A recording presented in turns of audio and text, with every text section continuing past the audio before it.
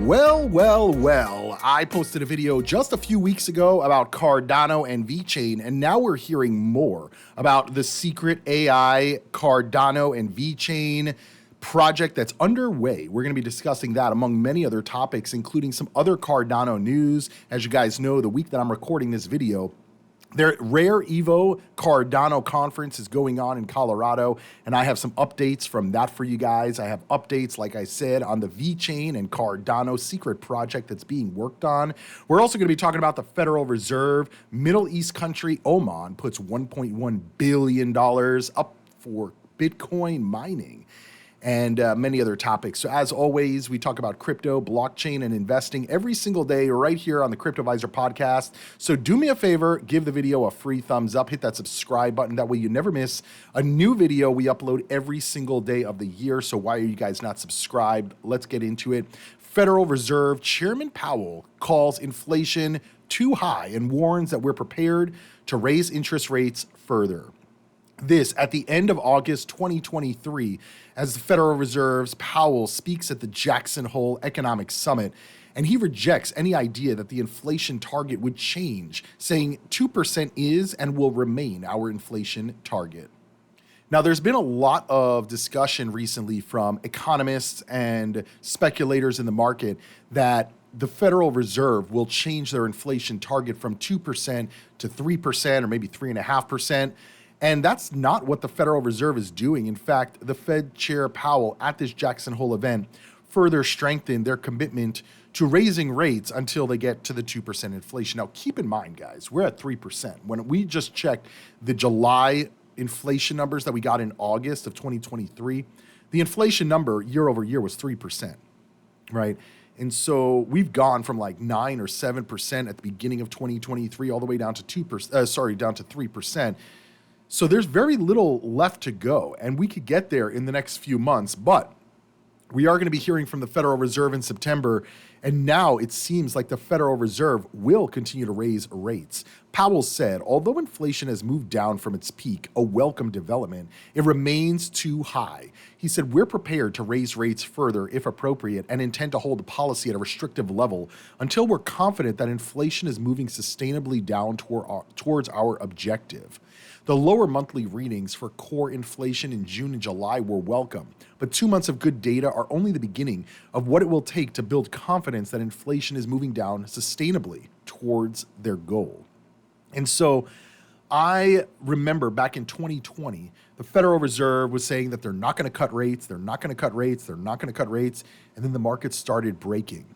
And when the market started breaking, the Federal Reserve actually came out intermeeting, meaning in between their meetings, and had an emergency meeting, an emergency press conference where the Federal Reserve did an emergency rate cut. And that was about 2 weeks before the economic shutdown when the pandemic began, or the official shutdown of the pandemic in the middle of March. And then what did the Fed do? They printed into oblivion. So to me, it doesn't matter what they're doing now. It's what they're going to do when they finally do make that pivot and either stop raising rates altogether or even cut rates. And I believe that's going to be coming in the next few months, right? Within the next 6 or so months, probably before the Bitcoin halving begins in April time of 2024.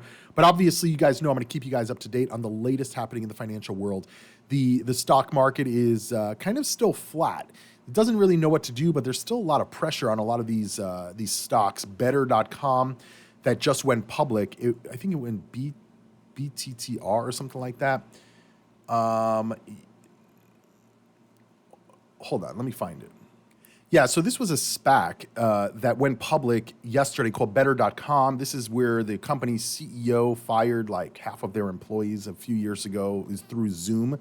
And their stock price went from pre-ICO, which was over, I think it was in the $19 or $20 range, all the way down to $1.20 when the company went public. As you guys can see, this is still under Aurora Acquisition Corp., which was the SPAC or Special Purpose Acquisition Company, which basically went public, and then the company that is SPACing with them kind of merges into them once they're public. So it's a different than like an IPO structure. But yeah, this is a mortgage company. And just on the day, I mean, it's $1.20, right? Last week when it was not public stock, it was about $20. So that's a 99% reduction in the price. Now, is this stock going to stay this low? Probably not. This could be a good buy here. But if we go even lower, definitely an opportunity. I also posted on my Twitter page here that Disney is at lower prices now than it was at the pandemic crash. At the pandemic crash, we were at $85, $86, and now we're at $83. And there's a lot of changes that are happening with the Walt Disney Company, with the CEO coming back, Bob Iger. Obviously, we know they own ESPN and a lot of other companies, and he's trying to kind of restructure the company to make it, a better business model and more profitable, because as you guys can see here, in 2022, the company Walt Disney made $83 billion and their net income was $3 billion. So they're still profitable company. But, is this stock, worth this little, back to pre-pandemic levels? I mean, it's unbelievable. So these are definitely some opportunity stocks to potentially look at.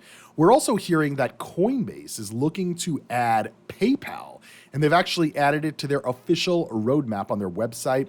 The roadmap shows which coins they're looking at potentially listing versus, just kind of exploring. And so we see PayPal USD is now an asset on the Ethereum network, an ERC20 token that they're looking to add. Obviously, for Coinbase, adding ERC20 coins is much easier than adding new blockchains.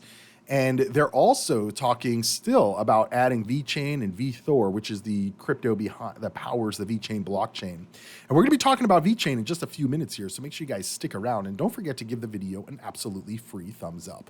Now, we're also hearing, there is so much news coming out, and this is why I know that we're in rotation phase from the bear market into the bull market, because I thought I would be able to zoom in so that we don't have all of these crazy ads on the side, but I guess not. Anyway, so we're seeing a lot of good news coming into the crypto realm recently, and this should tell us that we are kind of rotating into the bull market from the bear market, which we've been in since the beginning of 2022. Omans bold Bitcoin play, $1.1 billion investment on Bitcoin mining infrastructure. So if you guys are not aware, because I wasn't, Oman is officially the Sultanate of Oman, a country located in West Asia. It's situated on the southern east coast of the Arabian Peninsula and spans the mouth of the Persian Gulf. It land borders with Saudi Arabia, the United Arab Emirates, and Yemen. So again, a lot of these kind of Middle East countries that we've been hearing are getting and becoming more crypto friendly.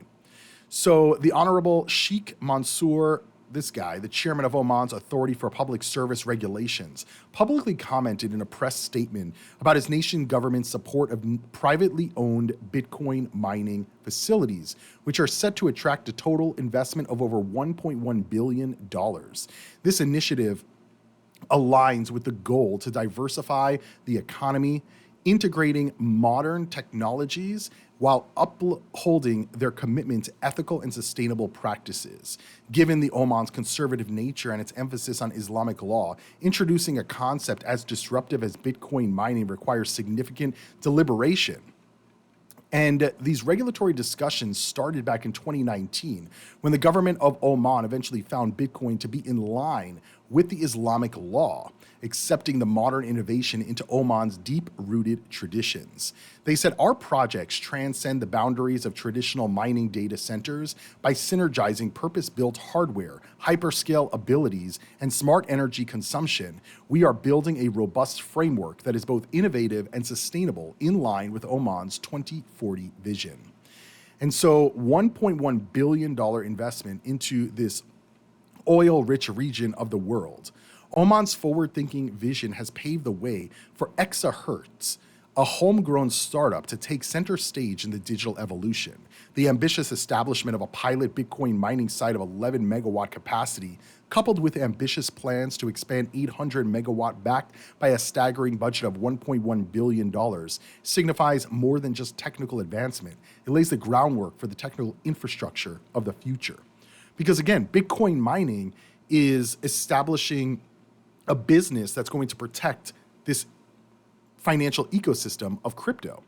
And so understanding where they're going with this and how they're innovating, and the same way that we are investing in our futures by investing in crypto assets, in stocks, in real estate, or whatever, the nations in the Middle East, Saudi Arabia, United Arab Emirates, now Oman, they're investing in their futures by huge expansion, immense opportunity from a technological perspective, from tech companies to tech entrepreneurs going there with very little taxes and very open regulations to embrace these new technologies. And what is the US spending all their money on? War. I mean, we've spent tens of billions of dollars sending money overseas, and Americans are cheering this on, saying, no, send more. We have to defeat Putin. And I don't know that is even that's even possible at this point. So this is just going to go on and on and on and on. And instead of investing in ourselves, I mean, I don't know if you guys saw the Republican primary debate the other day. And by the way, this is not a political channel, but politics, has to do with finance. And so when they were talking about, defunding this war, a lot of the candidates were still saying no, like we have to keep supporting them. It's like, why? Why are we not supporting our own country and our own future while all of these other countries are doing that? And now we're hearing more from the BRICS nations that just expanded to 6 other countries, including Saudi Arabia, including United Arab Emirates. And so these areas of the world that are very rich in oil and gas, guys, the dollar is strong because the petrodollar, right? But if the petrodollar starts diversifying into other currencies as well, this is going to have an impact on American lives and on the quality of American life. BRICS is going to be officially abandoning the US dollar. According to Brazil president, the BRICS Economic Alliance is officially set to abandon the US dollar for trade settlements. Moreover, the development aligns with recent de-dollarization efforts embraced by the economic bloc of BRICS as they continue to promote the use of local currencies. Brazil's president confirmed that the development at this week's BRICS summit. Additionally, the bloc announced its agreement to expand, changing the geopolitical landscape. The alliance is set to welcome 6 additional countries in 2024. And so that is very in line with what we are seeing here happening with the Bitcoin halving happening in 2024, an election cycle in the US happening in 2024, this BRICS economic bloc expanding in 2024, and that may be the catalyst that drives the price of assets down in one final capitulation point before we enter the bull market. And again, the drop may be I'm trying to click legacy and it keeps going off. Anyway, the capitulation event may be that these BRICS countries officially say at the beginning of 2024, we're abandoning the dollar. We're going to create our own currency, or we're only going to use local currencies. We're going to expand Bitcoin. That, I think, will initially cause a cratering of the entire market, both Bitcoin, cryptos, stocks, everything. And then if they are saying that they're going to stop using dollars, that means they're going to be dumping dollars effectively, right? And who's going to be left holding the bag of all of these dollars? Americans and dollar-denominated countries that are not inside BRICS, so mainly like Europe. And so that would cause a hyperinflation of the supply of money that's in the ecosystem of finance globally. And what I think would happen is when hyperinflation does occur, we're going to see massive moves to the upside in crypto, because the crypto is priced in dollars. And so if you have all of these extra dollars and everything becomes devalued because of those extra dollars, that means you need more dollars to buy that same item. So right now you only need $25,000 to buy one Bitcoin. But if everybody's holding a ton of dollars that the rest of the world is dumping, what are they dumping it into? They're going to dump it into real assets. And what are people holding the bag? Like, I'm not going to be holding the bag of dollars. A lot of Americans will be. But that is where I think that the price will start going up, because you'll need more dollars, because there's so many dollars, being concentrated with, less hands. And that's going to push the price significantly higher, in my view. And so the highly anticipated BRICS summit arrived at the end of August 2023 with the entire world watching. The expansion had already been announced, and the BRICS is set to officially abandon the dollar for trade settlement. The move falls in line with the economic policies that the BRICS bloc has been set to embrace, as was confirmed, as we talked about, from the Brazil president. Ultimately, it's set to have a notable impact on the performance of the dollar in the impending months. So this is not going to be an overnight thing, but it is currently underway. And it's very important that you understand this and understand how to position yourself, because there will be a time, sometime in the future, where these dollars are going to be dumped by all of these other countries that have been holding them and no longer need to trade in them. And then somebody's going to be left holding the bag. The same way when people start selling off their Bitcoin, somebody's left holding the bag. And you don't want to be left holding the bag as the prices plummet. You want to be out before the dumping begins. And we're being warned, essentially, from the BRICS economic bloc that this is currently underway. So in my view, I'm not saying don't hold dollars, but I do think that you need to be well diversified, because a lot of the country, a lot of people in the US are not well diversified. And if this situation does play out the way that we're laying it out here, this could have massive economic implications for people who are holding dollars. Anyway, let's get into some of the Cardano news, and don't forget to give the video an absolutely free thumbs up and also hit that subscribe button. That way you're always notified every single time we upload. And remember, nothing I say on this channel is financial advice. These are just my opinions on the matter. Now, before we get to the AI stuff with Cardano, I think it's important that we cover some of what's going on at the Rare Evo Cardano conference in Colorado. So there is people from all over the world and all over the Cardano ecosystem that have converged on Colorado. I think that's where it is. And this is, I think, the second year of this Rare Evo conference. And so this is on the screen is Frederick Regard, who works at the Cardano Foundation. He's CEO of the Cardano Foundation. And he's been CEO, I think, about like 2 years now. And so he gave a presentation, and we'll be covering this in the coming weeks and months, kind of more about what they talked about and what's going on at the Cardano Foundation. But he talks about enterprise adoption challenges, right? Enterprises like mega corporations adopting this blockchain technology. The shift to third generation blockchains is big for them. Utility tokens in volatile markets, regulatory clarity, right? This is keeping a lot of the companies out of the blockchain space because they don't want to be in volatile markets. They don't want to be involved with technology that doesn't have regulatory clarity.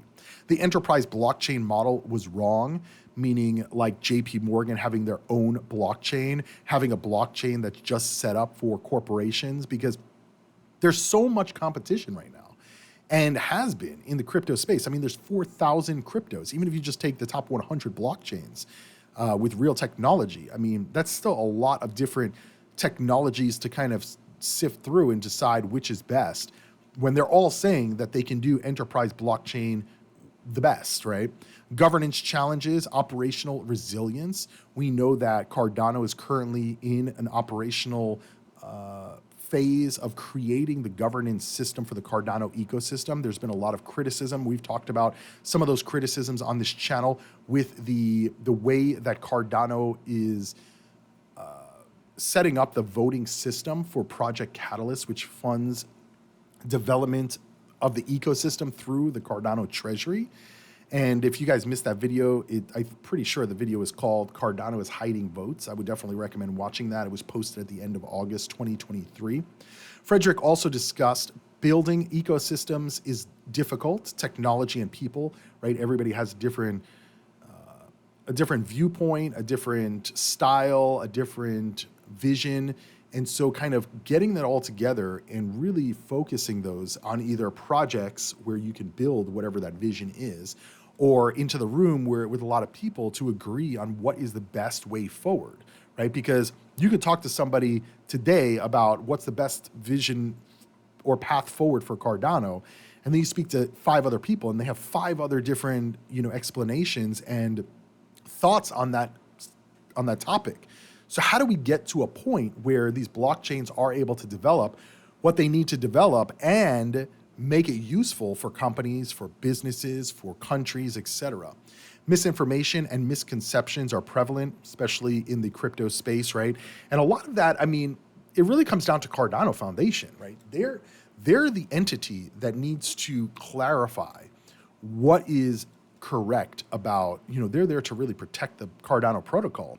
And I believe that some of that protection is making sure that they are getting the correct information out, right? I have Cardano developers come on my videos here on the Cryptoviser podcast, and they comment down below there, Cryptoviser, you're not explaining this right. And I'm like, okay, well, tell me how to explain it. Or you misinterpreted that. Well, it's not my job to figure out what the interpretation should be. If the messaging is not clear enough where the majority of people understand, like I'll give you a for instance. I pulled up this tweet from Evan Van Ness, who is a Cardano, whatever the opposite of a maximalist is, right? Anti-Cardano person, I don't know. He's definitely an Ethereum maximalist, that's for sure. But anyway, in good fun, I think that he tweets. I don't think that he means any harm to anybody. But anyway, he said ADA is so dead that there was barely more than half a transaction per second yesterday. And he posted a screenshot from Coinmetrics on transactions per second.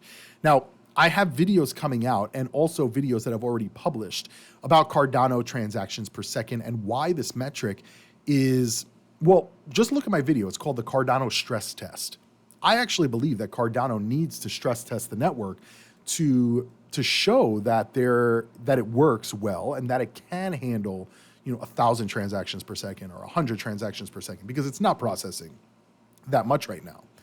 But if people believe that Cardano can only process 1 transaction per second, is that Evan's fault? No, he's looking at the data.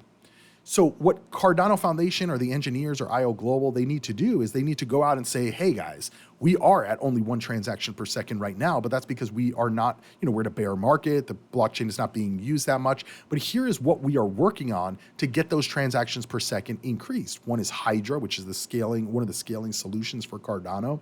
So it's a kind of like a side chain node that batches transactions and settles them. It's very similar to Bitcoin Lightning Network, or at least the concept of the Bitcoin Lightning Network.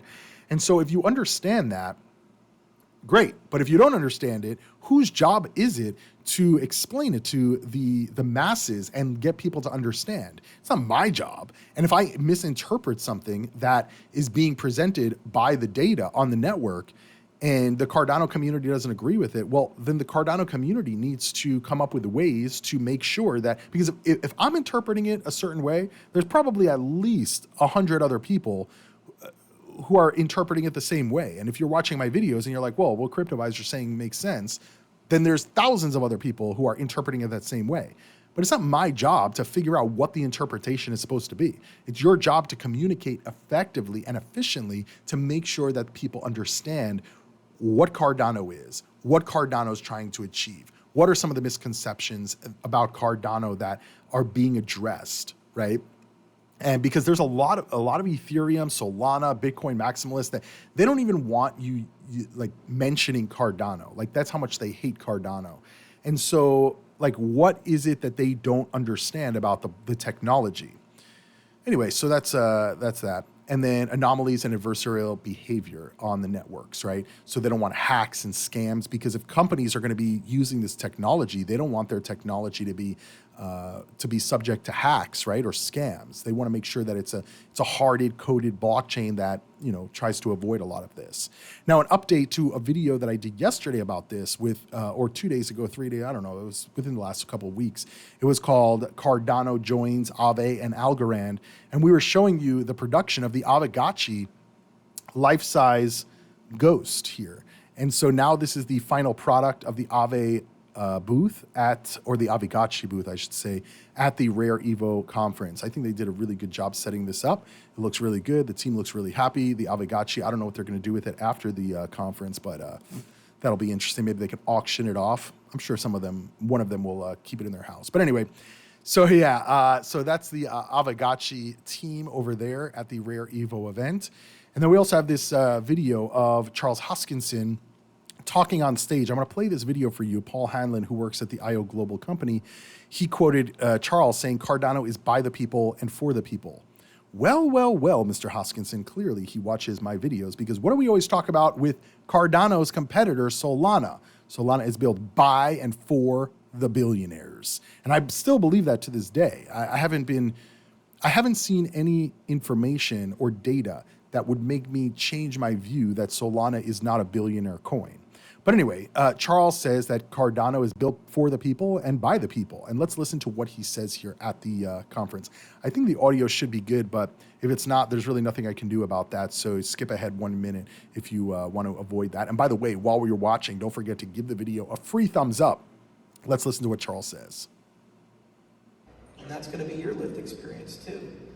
That's the magic of what we've created together here. And as we open up a decentralized government, just think about the conversations some of you will have in the next 24 months.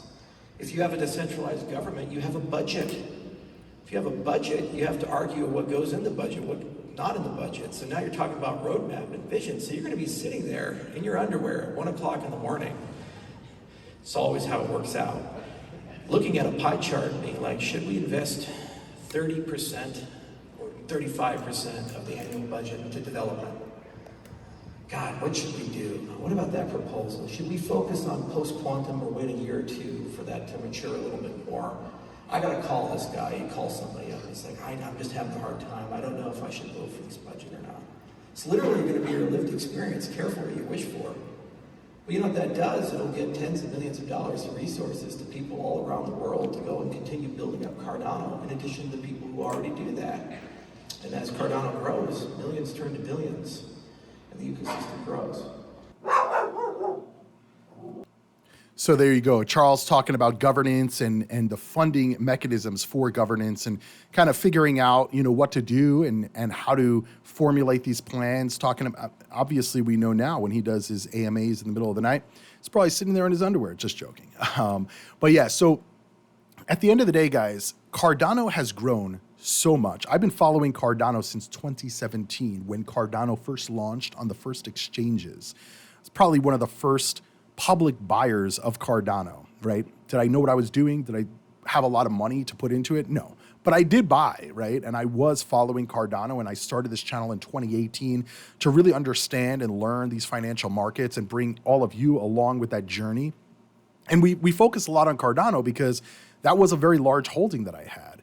And it really got me to understand more. Like if I never would have bought Cardano, and I was only in Bitcoin and maybe Ethereum, because remember, there weren't that many coins back in 2017. I probably wouldn't have learned as much. I learned a lot about the financial ecosystem and how this crypto ecosystem is growing and building, and the decentralized nature of the developers around the world, and how Cardano and IO Global have navigated all of these different jurisdictions around the world, and people around the world, and companies around the world. And so I agree. Cardano is by the people for the people, right? One of the things that I saw very clear through, the last bear market in 2018, 2019 is that Charles, IO Global, Cardano Foundation, they were taking a lot of feedback from the community. Obviously, we talk about that on this channel, right? I'll talk about something on the channel, and then boom, a few weeks later, they're doing it, right? We talked about Snoop Dogg and Charles Hoskinson smoking a blunt, like way before the Clay Nation and Claymates collaboration with Snoop Dogg and Cham Medici. And sure enough, now Charles is like, friends with Snoop. Did they actually smoke a blunt? I don't know. Would they tell us? Well, Snoop would tell us. I don't know if Charles would, but it wouldn't surprise me if they did smoke a blunt together. That would be pretty fucking interesting, because I'm sure Charles would bore the hell out of Snoop Dogg. Anyway, so just because they're from two different worlds, right? Charles is from the science and techie nerd stuff, and Snoop is from the chill rapper side, right? But we're all human at the end of the day. And I think that's super important to understand. So I do agree. I do think that Cardano is built by the people and for the people. I don't think everybody's going to agree with everything that Cardano does or every path that the Cardano takes, but that's okay, right? That's one of the great things about this ecosystem, is that even if you don't agree, you can still build. Even if you don't like the direction, you can still build, whether it's on Cardano, whether it's on another blockchain, whether it's on interoperating blockchains. You can find the niche that works for you, right? Whether it's DeFi, which is heavily prevalent on Ethereum, whether it is the billionaire and venture capital, which is primarily on Solana, whether it's the maximalist, store of value, pristine asset, which is Bitcoin, or whether it's a little bit of everything within Cardano. There is a technological niche for everyone within the ecosystem. And that is one of the things that I love about blockchain, because this is not, blockchain and crypto are controlled, right? And I'm talking about like wealth distribution, right? There's whales, there's mega whales. Charles is probably a mega whale. Vitalik is a mega whale. Some of these Bitcoin early, Michael Saylor is a mega whale, right? But the distribution of crypto and the opportunity in crypto literally trumps everything that you can get in assets and the stock market. Because remember, like if you look at I think it's 80% of stocks have a majority owner being either BlackRock or Vanguard, right? Two major hedge funds. And so is there fairness there? I don't think so. And so, there's still opportunity to make money. Don't get that wrong. You can definitely make money there. But in this new world of crypto, where the traditional financial institutions and the hedge funds and the old money, like Warren Buffett, still thinks that, Bitcoin's a rat poison squared, I would never own it. Well, that's what JP Morgan said also. And JP Morgan now basically owns the Ethereum blockchain, right? Not Ethereum crypto, the Ethereum blockchain. And so there is so much opportunity to make money in this ecosystem, build your wealth, secure your financial future, retire early, help your family, help the causes that you think that are near and dear to your heart. And I think that Cardano is opening that avenue up for a lot of people who didn't realize that before. And, regardless of how many people were at this event, because it looked like similar attendance numbers versus the previous year.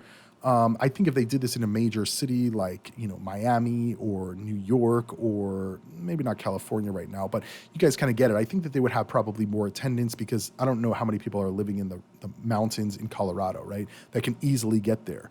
So, but either way, right? People are following, people are watching, people are learning, people are growing within this Cardano ecosystem, and therefore the overall crypto ecosystem.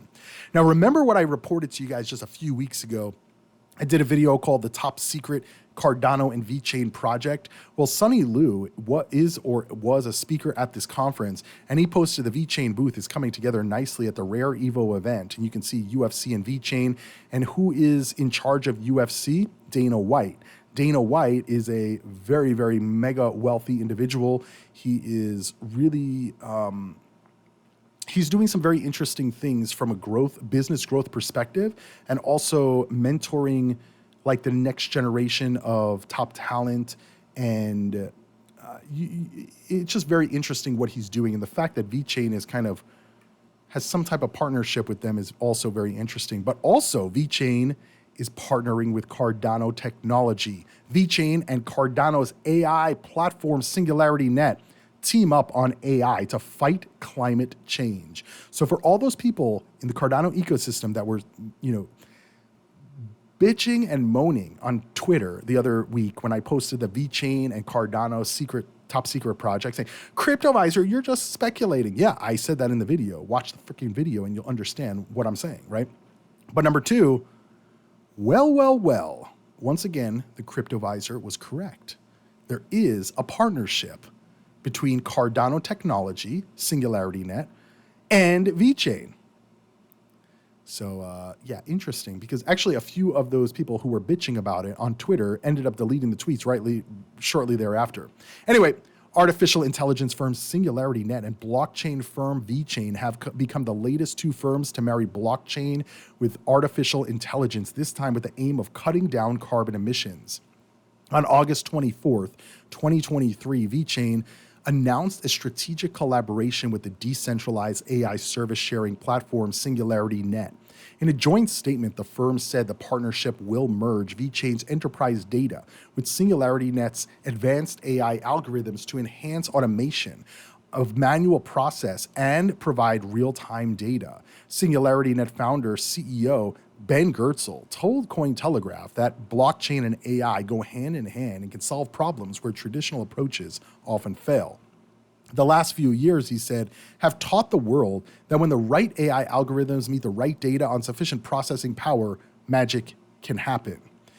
And so Goertzel explained that the partnership could allow AI to identify new ways to use VeChain's blockchain data to optimize carbon emission output and minimize pollution. He said, quote, achieving a sustainable and environmentally positive economy is an extremely complex problem involving coordination of a large number of different economic players. It's a problem at which traditional economic mechanisms have consistently miserably failed. Meanwhile, the chief tech officer of VeChain, Antonio Senatore, added that, quote, blockchain and AI offer game-changing capabilities for industries and enterprises and are opening new avenues of operation. So, well. Once again, the Cryptoviser was correct. And yes, there is a Cardano and VeChain top secret project that is underway. Now, is this it for VeChain and Cardano? I would highly doubt it. I'm pretty sure there's going to be much more that we find out about Cardano and VeChain in the near future. And for that, I am very excited to see how that all plays out. So congratulations to VeChain and SingularityNet for this great partnership and everybody who brought together the Rare Evo event. We have a lot more Cardano news to get into, so let's get right into it. I wrote on Twitter or X, Cardano community, what do you think of this? So on August 23rd, 2023, Charles Hoskinson posted this, BELAU. And people were trying to figure out what it means. Somebody thought it meant Belarus, Latvia, Ukraine.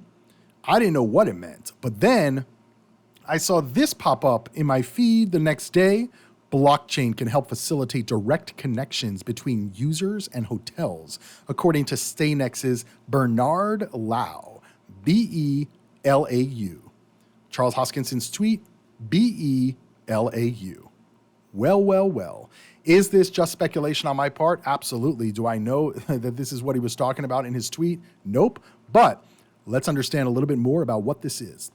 Using blockchain could potentially minimize intermediary expenses incurred by players in the hospitality industry, like hotels, because the technology makes it possible to facilitate direct connections between users and hotels, according to the CEO of Staynex and Labs Group, Bernard Lau. Lau, whose company focuses on onboarding resorts and hotels to Web3, argued that NFTs can be used to enhance hotels' product offerings, particularly in the realm of loyalty membership rewards. With respect to timeshares, which, by the way, at least in the US, I believe timeshares are the number one scam in the country.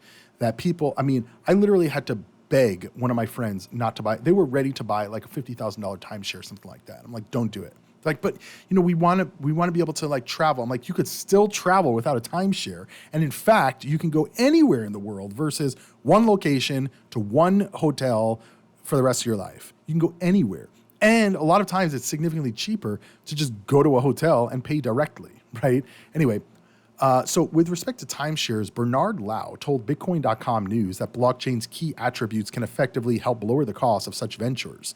In addition, when their ownership is more transparent, timeshares can still turn out to be an interesting concept, just as they were in the past.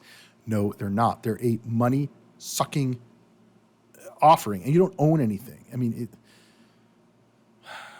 Every time I travel, like come to one of these timeshare events. I'm like, I don't think so. Anyway, Bernard Lau also spoke of how AI can be used to curate optimal selections, itineraries, and prices, where the inside customers' budget limits, which are inside the customer's budget limits.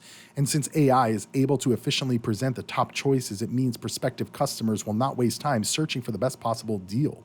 In written answers to Bitcoin.com via Telegram, Lau also explained how even less tech-savvy customers can use or pay using NFTs or crypto. He also touched on how Web3 travel solutions can be used to ease inconveniences for digital nomads.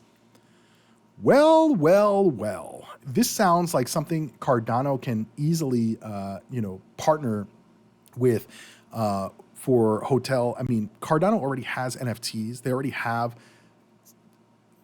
authentication systems that have been built and tested in real situations utilizing the blockchain. And so it wouldn't surprise me if this is what Charles was talking about. If not, it is literally a very big coincidence that one day after he posts that, we're getting articles about blockchain helping hotels using NFTs from Bernard Lau. I mean, what kind of coincidence would that be? It's literally one day after he posted it. He posted August 23rd. This article was published, it says one day ago, so August 24th of 2023. Incredible stuff. Anyway, we're also getting Cardano's weekly development report at the end of August 2023. 138 projects have launched, so one extra project since last week has launched. Almost 9 million native tokens. We're now approaching the 10,000 smart contracts, about to hit 74 million transactions on the Cardano blockchain, and a lot of building is still going on. Ouroboros Network version 0900 was released, which includes a bigger ledger peer feature, ongoing work on Plutus Marconi indexers. Hydra version 0120 was released, a significant update bringing support for Cardano node version 812. Participation in the governance advances with the first iteration of Sancho Net, that's Cardano's first governance test network. The Catalyst community has been gearing up for the voting phase to begin August 31 of 2023, and the education team is delivering Haskell courses and the Cardano Days event. So there's a lot going on in the Cardano community, a lot going on in crypto and the traditional financial world. Let me know what you guys think about everything we discussed in today's video. Make sure you guys are subscribed to the channel, give the video an absolutely free thumbs up, and I'll see all of you right here on the channel tomorrow for another video. Invest responsibly, do your own research, and as always, crypto on.